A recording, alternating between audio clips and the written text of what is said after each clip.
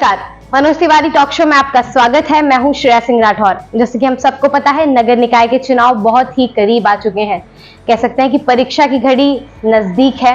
सारे प्रत्याशी अपने अपने दावेदारी को मजबूत बनाने में लगे हुए हैं। आज हमारे साथ है समाजवादी पार्टी के महापौर के प्रत्याशी अजय श्रीवास्तव जी, जिनसे हम आने वाले चुनाव पर चर्चा करेंगे।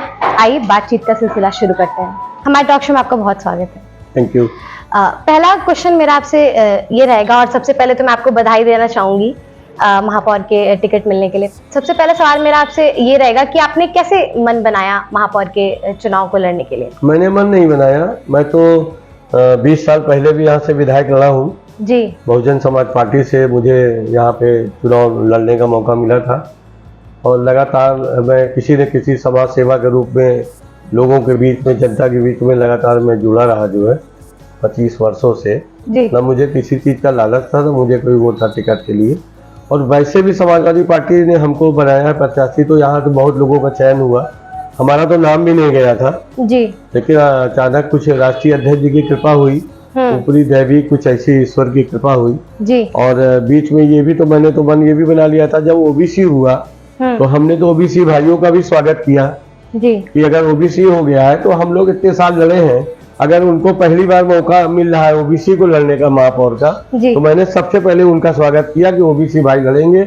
अजय श्रीवास्तव तन मन धन से उनके साथ लगेंगे, उनको जिताएंगे। हमारी पार्टी का जो भी मेयर होगा हम उसको जिताएंगे। मैं तो इसको ईश्वरीय कृपा ही कहूँगा कि फिर सामान्य सीट हो गई इलाहाबाद की और मुझे मौका मिला लड़ने का। आप समाजवादी पार्टी से उम्मीदवार हैं, आपको कैसा समीकरण लग रहा है समाजवादी पार्टी का यहाँ? अब ये तो मैं अपने से कुछ नहीं कह पाऊंगा, पूरे जिले से पूरा हजारों फोन आता है सुबह से एक शाम तक, केवल एक ही नाम चल रहा है जिले में, अजय श्रीवास्तव का जी। आप मतलब बीजेपी आजकल जिस आक्रामक तरीके से सारे चुनाव लड़ रही है, आप देख सकते हैं, आपको ऐसे में लगता नहीं कि कहीं ना कहीं, क्या पता, शायद समाजवादी पार्टी कमजोर पड़ जाए? क्या लगता है आपको? आक्रामक, देखिए आक्रामक जो चुनाव लड़ी तो बीजेपी विधानसभा के चुनाव में लड़ी, कौशाम्बी में पूरी 3 सीट हार गई, वहाँ पे आजमगढ़ में 10 की 10 सीट हार गई जी, ठीक है। और 1000-2000 का अंतर होगा तो जिला प्रशासन उसमें कुछ भी कर सकता है उलट फेर। लेकिन जब 50,000 की लीड रहती है तो लाखों जनता खड़ी रहती है, कोई हार जीत को कोई माय के लाल पैदा नहीं हुआ जो कोई उलट फेर कर दे। इसलिए समाजवादी पार्टी यहाँ भारी भरकम बहुमत से जीतेगी चुनाव। ये जनता लड़ रही मेरे चुनाव। मैं कोई बहुत बाहुबली धन वसु ऐसा नहीं हूँ। मैं एक सेवक के रूप में लगातार 30 सालों से जनता के बीच में काम कर रहा हूँ। मुझे कोई लालच नहीं था कि मुझे टिकट मिल जाएगा, मैं विधायक बन जाऊँ, मैं मेयर बन जाऊँ, ऐसी कोई सोच नहीं है। नगर निगम परिप्रेक्ष्य में आप क्या क्या समस्याएं देखते हैं, वो बताएं। समस्याएं जैसे मुझे तो लगता है कि चूंकि मैं हमने भी फॉरेन ट्रिप किए हैं, गए हैं, तो वहाँ की जो पानी की समस्या, जैसे मेरे घर में ही पानी आता है, सुबह नहाने जाइए तो बदबू करता रहता है, पानी गंधाता रहता है, कीड़े चलते रहते हैं। हम आरओ बदलते हैं, लोग 5 साल में आरओ बदलते हैं, हम लोग को हर साल आरओ बदलना पड़ता है।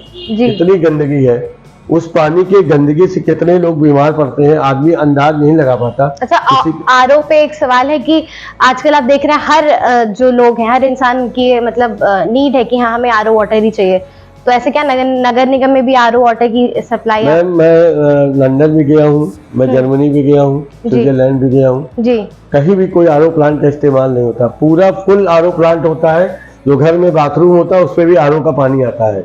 किसी के घर में आरओ नहीं मिलता, पूरे देश में नहीं मिलता। लोग उसी पानी से नहाते हैं, उसी पानी को पीते हैं। ओके, तो ये सिस्टम यहाँ भी होना चाहिए कि हमारा एक पूरा आरओ प्लांट लगे जो पूरे शहर को सप्लाई करे पानी। आरओ प्लांट जरूरत है जब पड़े हमें आरओ लगाने घर की। हमारी ये पहली प्राथमिकता होगी कि पानी सबको शुद्ध मिले, गंदा ना मिले। सीवर से मिक्स पानी आ जाते हैं घरों में, आदमी ध्यान नहीं देता, बीमार हो जाता है, पेट खराब हो जाता है आदमी का। अभी जो नए जो क्षेत्र जुड़े हैं नगर निगम में, उनके लिए आपकी क्या? तो हमारी प्रथम प्राथमिकता होगी कि उसमें विकास नगर निगम के द्वारा हम कैसे उसको आगे करें। और पूरा पूर्ण चुकी है, हमारे पहले भी जो महापौर रही हैं उनके समय में नहीं हो पाया, उनको नहीं मौका मिला, लेकिन मुझे मौका मिलने जा रहा है। तो मैं सबसे पहले प्रथम प्राथमिकता होगी कि मैं नगर निगम के चुनाव में वो क्षेत्र पहले विकास करूंगा मैं। देखिए, हर जो योजना बनाई जाती है वो एक सिस्टमैटिक तरीके से बनाई जाती है। तो अभी अगर टैक्सेशन की बात करें तो काफी लोगों को लगता है कि टैक्सेशन ज्यादा है, तो आप क्या लगता है, अगर आप महापौर बने तो आप house tax, water tax, sewer tax, इन सब चीजों में लोगों को थोड़ी छूट देंगे? क्योंकि टैक्स कम खत्म तो नहीं किया जा सकता, लेकिन छूट जरूर दी जा सकती है। वो पूरा प्रयास रहेगा, क्योंकि टैक्सेस का जो डिपार्टमेंट है वो नगर विकास मंत्रालय से होता है जी। और नगर प्रमुख के कलम में जो भी ताकत होगी, मुझे जो भी ताकत जनता देगी, मैं पूर्ण रूप से जनता के लिए हित में काम करूंगा, चाहे उसके लिए मेरा जो भी भुगतना पड़े मुझे, मैं उसके लिए तैयार हूँ, जनता हित में काम करूँगा। चलिए, अब आगे बढ़ते हुए बात करते हैं रेहड़ी पटरी वाले, जिनका रोडों का चौड़ीकरण करते वक्त उनको हटा दिया गया, वो अब बेरोजगार है, उनको सही से जगह भी नहीं दी गई जहाँ पे वो अपनी दुकानें वापस से लगा सकते हैं, तो उनके लिए आपकी क्या योजनाएं होंगी? देखिए, ये आज रोड चौड़ीकरण आज हो रही है, कल भी हुई थी, ऐसा नहीं कि आज ही हो रही है। कि 50 साल से रोड हर बार जैसे जनता की जरूरत होती है रोडें बनती है, हाईवेज बनते हैं, कभी छोटी रोड होती है, कभी बड़ी होती है, क्योंकि जनता बढ़ती है, गाड़ी बढ़तियां हैं, रोड पे व्हीकल बढ़ती जा रही है। तो जो आए दिन तोड़ू दस्ता निकलता है नगर निगम का, एडीए का, केवल तोड़ने का काम करते हैं, कभी बसाने के लिए नहीं सोचे इन लोगों ने जी। तो गरीब जनता आए दिन परेशान होती है। आज वो ठेलिया लेके भगा जा रहा है, कोई चोट लग गई, कोई गाड़ी लेके पान वाला भगा जा रहा है, ऐसी नौबत ही नहीं आनी चाहिए। एक जगह कहीं उनका अस्थायी डेरा होना चाहिए, उनको बसाना चाहिए कि एक लाइन से खड़ा करा के किनारे फुटपाथ में उनको एक पुनर्जीवन देना चाहिए, मेरी है अपनी। चलिए, आपको जैसा कि पता है कि प्रयागराज एक स्मार्ट सिटी है जी, तो और उसको अच्छे से स्मार्ट सिटी बनाए रखने के लिए और क्या क्या योजनाएं हैं आपकी कि लगे कि हाँ सच में स्मार्ट सिटी में जो भी नगर निगम के अंतर्गत आता है वो तो हम करेंगे ही, लेकिन जो गोमटी वाले हैं, जो आए दिन फुटपाथ पे दुकान लगाए रहते हैं, खीरा ककड़ी बेचते हैं, पान की दुकान लगाए हैं, कोई छोटा मोटा सामान बेचता रहता है जी, जो उनके साथ तोड़फोड़ होती है, तो पटरियों में भी बनाई जाती है अच्छी दुकान, एकदम स्मार्ट सिटी के रूप में स्मार्ट दुकानें, 6x6 की भी दुकान छोटी से बना के लोग उस पर भी लाखों का बिजनेस करते हैं। तो उस टाइप की छोटी छोटी दुकानें बना के जो देखने में अच्छी लगे और जनता उस पर काम करे। अभी नैनी में कहीं बनी है, मैंने देखा है वहाँ पे। अभी पूरा प्रदेश जो है हमारा और देश भी कोविड से जूझा है, और अब हमारे इलाहाबाद प्रयागराज में भी डेंगू से हम जूझे हैं। उसके बाद आप अगर महापौर बनते हैं तो आपकी क्या योजनाएं होंगी स्वास्थ्य व्यवस्था को लेके? स्वास्थ्य व्यवस्था को लेके सबसे बड़ी समस्या तो पानी की होती है, उसको देखना पड़ेगा। नगर साफ सुथरी रहे, रोड साफ सुथरा रहे, अगर नाले पहले ही सफाई टाइम से, अगर नाले सफाई हो जाए तो जो पानी भर जाते हैं तमाम मोहल्ले में, चूंकि नाली सब चौक हो जाती है, सीवर चौक हो जाती है, तो इस वजह से पानी का जो है जल भराव उत्पन्न होता है। उसके लिए जो है पहले से समय से पूर्ण अपना काम कराना चाहिए, जिससे कि जल भराव की स्थिति ना उत्पन्न हो। अगर आप महापौर बनते हैं तो आप प्रयागराज के लिए सबसे पहला काम क्या करेंगे? आपकी प्रायोरिटी क्या होगी? प्रायोरिटी होगी स्वच्छ प्रशासन, स्वच्छ पूरा नगर जो होगा उस पर साफ सफाई, पानी की सुविधा, जनता हित में, प्लस जो सबसे बड़ा काम है कोई नहीं ध्यान देता, नगर जो हमारे वो होते हैं सफाई कर्मी, पूरे नगर महापालिका के या नगर पालिका के जो भी सफाई कर्मी हैं, जहाँ पे कोई आदमी खड़ा होना पसंद नहीं करता, नाले के पास, सीवर के पास जहाँ बदबू आती रहती, कूड़े का ढेर लगा रहता है, कौन करता है सफाई? अगर वो सफाई कर्मी ना हो तो ये नगर निगम ना हो, उसका नाम हो जाएगा नर्क निगम। उन्हीं की बदौलत नगर निगम चलती है। सफाई कर्मियों की बात करें तो नगर निगम में बहुत सारे जो सफाई कर्मी आउटसोर्सिंग पे हैं, तो अगर क्या आप महापौर बनते तो आप रोजगार के विषय में कुछ काम करेंगे, मतलब रोजाना तौर पे लोगों को रखेंगे? वो देखिएगा, जो अस्थायी रूप से है वो अस्थायी रहेंगे, जो अगर आउटसोर्सिंग के रूप में अगर बुलाया जाता है, हमें जरूरत होगी, आवश्यकता है नगर निगम की, उसको भी पूर्ण किया जाएगा। मैं दूसरी बात कर रहा था आपसे कि जो हमारे सफाई कर्मी हैं उनका भी दिन पर दिन, मतलब साल में कम से कम 4 बार उनका जो है स्वास्थ्य परीक्षण होना चाहिए, उनका, उनके पूरे परिवार का। वो सीवर के नाले में, सीवर के गड्ढे में उतर के नाला नाली साफ करते हैं, तो उनके परिवार वाले वो बीमार होगा, उसके बच्चे बीमार होते हैं। मेरी ड्यूटी है कि कम से कम उनका स्वास्थ्य परीक्षण किया जाए, जिससे पूरा परिवार स्वस्थ रहे। नगर निगम के लोग बिजली और सड़क पे भी बात कर लेते हैं। प्रयागराज में बिजली और सड़क का मतलब देखिए, बीजेपी का कहना है कि उन्होंने काफी रोडें बनाई हैं, उन्होंने काफी विकास करा है, इसके बारे में आपका क्या कहना है? देखिए, बीजेपी नहीं, चाहे कांग्रेस हो चाहे समाजवादी पार्टी हो, जिसको मौका मिलता है वो करेगा। ऐसा नहीं कि कोई आदमी यहाँ से अगर बना दिया, आज भाजपा ने बनाया, कल सपा ने बनाया है। समाजवादी पार्टी के हमारे राष्ट्रीय अध्यक्ष अखिलेश यादव जी ने जो काम किया, अभी तक उत्तर प्रदेश में किसी ने नहीं काम किया। उन्होंने मेट्रो का अपना उत्तर प्रदेश में शुरू कराया। इलाहाबाद में कंपनी बाग को उन्होंने सबसे ज्यादा खूबसूरत बनाने का काम किया। में तो अभी मेट्रो नहीं आई। नहीं आई नहीं, लेकिन लखनऊ में तो लाई, अखिलेश जी ने आई वहाँ पे। और कंपनी अपने सिविल लाइन के जो भी सौंदर्यीकरण आप देख रही हैं, फुटपाथ देख रहे हैं, खूबसूरत बनाया, उसको अखिलेश यादव जी ने बनाया था। उस समय स्मार्ट सिटी नहीं था इलाहाबाद। अच्छा, तो मैं राष्ट्रीय अध्यक्ष जी का भी बीजेपी का तो दावा है, ये जितना भी सौंदर्यीकरण हुआ है प्रयागराज का, वो तो बीजेपी ने किया, अभिलाषा गुप्ता ने किया है।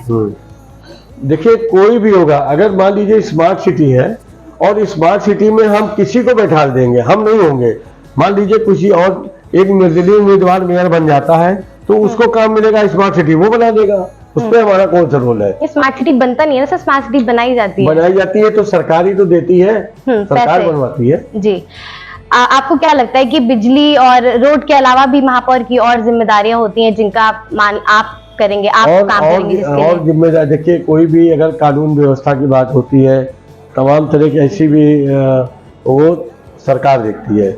नगर निगम के अंतर्गत आने वाले कामों में मेरा फोकस है, हम नगर निगम में ध्यान देंगे, उसमें तमाम तरह की जो कमी ज़्यादा होगी, कमी हुई होगी, उस पर विशेष से ध्यान देकर उसे मेहनत करके उसको और अच्छा करेंगे और स्वच्छ करेंगे। नगर को ग्रीन एंड क्लीन सिटी बनाने का काम करेंगे। जो कमियां रह गई हैं तो वो हम पूरा करेंगे।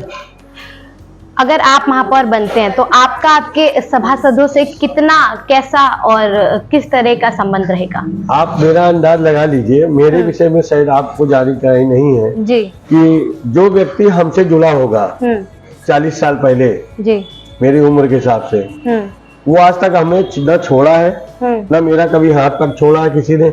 ये बैठे हमारे साथ द्वारका प्रसाद गुप्ता जी, ये हमको 42 वर्षों से जानते हैं, मैं बहुत छोटा था तब से जानते हैं, आज भी हमको नहीं छोड़े, आज भी नहीं छोड़े, ये मेरे साथ खड़े रहते हैं, है ना। हमारे यहाँ जो गाड़ी चलाता है मेरा लड़का शिव बाबू, मेरी शादी हुई थी 89 में, तब से मेरी गाड़ी चला, आज तक हमको छोड़ के नहीं गया, है ना।